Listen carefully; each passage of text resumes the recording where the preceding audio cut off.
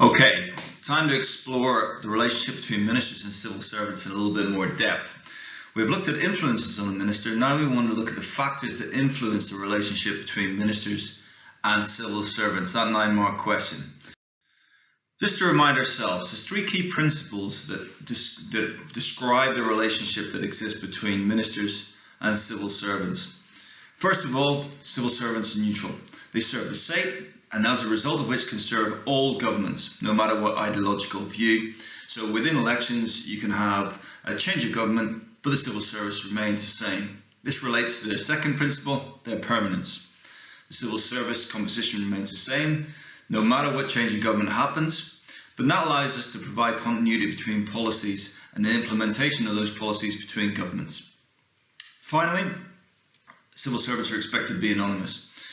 The precise role is not revealed, and they're not pressurised by outside forces or made politically accountable for issues, which of course we know has been a bit of a challenge in recent times. Now, our research is going to be based around this article by Kevin Theakston, Ministers and Mandarins. And when he's talking about mandarins, he's talking about officials, which is the same as civil servants. There's a whole range of names for the same people, those who work in the civil service. Now, Theakston identifies 4 models of the relationship that exists between minister and civil service. The formal constitutional model, the adversarial model, the village life model, and the bureaucratic expansionist model.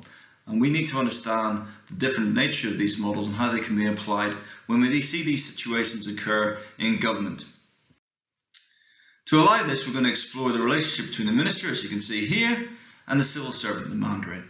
Okay, who has power in the relationship that exists? How do they coexist together? How do they make policy? Now, the first model that Theakston put forward is that of the formal constitutional model. In this, the civil service is seen as a non-political bureaucracy. They're there to administrate the government, to implement the policies. The civil servants will keep ministers fully apprised of the options regarding any policy, so they give them frank advice. They'll tell them what they feel will work and what won't work. But at the end of the day, the minister takes final accountability to Parliament, as they are the elected MP, and therefore they should be accountable to Parliament because of that. Theakston therefore argues that the civil servants are subservient to their political masters. They therefore work beneath, as shown by the diagram here. The second model is a different perspective. It says it's an adversarial model. The ministers have no real power in Whitehall, because essentially they have a limited tenure in office. They're only there, as we know, for roughly about a year and a half. And the civil servants are in a much more advantageous position in which to control the information that the minister gets. There may be strongly held views of the civil service in that department. They enjoy existing networks of advice and links with interest groups related to the policies they're bringing forward. And the civil servants therefore have more expertise and more experience than the minister that they're serving, which gives them an opportunity perhaps to use it against this. This has been argued that the civil service are conservative with a small c. They sit within the political spectrum right in the centre, and one of their aims is almost to maintain the status quo, to not have a situation where radical policies from the right, e.g. Thatcher, or the left, that is Tony Benn, can actually impose themselves upon the civil service, because they'll actually rail against such radical views and look to keep to the middle.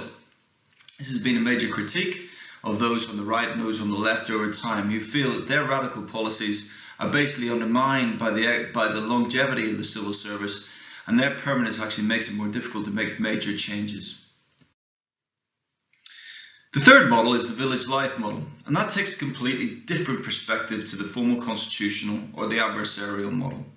The village life model is putting forward the view that there is a reality that the relationship between ministers and civil services is just more complicated than saying one versus the other. The divisions that exist don't exist between the minister and the civil servant, but actually between departments, because it's all about resources in government. How do you get money into your department so you can actually administer the policies you want to bring forward? So civil servants will actually prefer a strong minister rather than an empty vessel who will go in the cabinet and just get told what to do. They want someone who's going to fight for their department. The ministers will bring that political energy, that desire to reform, that desire to bring forward policies, while the civil service will provide the expertise and the practical understanding of how policy can be implemented. Therefore, they work as a team. This contrasts to the previous two models because now we're seeing a different sort of relationship that can exist, where they're both working for the same goals, which is to develop the department and develop the policy, almost in the fighting against other departments, big spenders such as education or health, for example. Okay, so the fourth model is the bureaucratic expansionist model. Now this is taken from the New Right philosophy and builds essentially on the village life model because it assumes that the civil service is a self-interested budget grower. In other words, the civil service just want to have more resources for their department at the expense of the taxpayer. The minister is felt to go into the department and then go native, forgetting what the government's plans are and really embracing what the department's plans are, which is to grow their own budget, to develop their own policies, almost at the expense of the national perspective.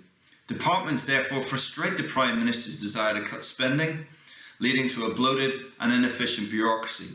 This is very much the idea of Thatcher in the 1980s, who wanted to slim down the civil service, seeing it as inefficient spenders of taxpayers' money, not really desiring what the citizens want, more interested in what civil servants want.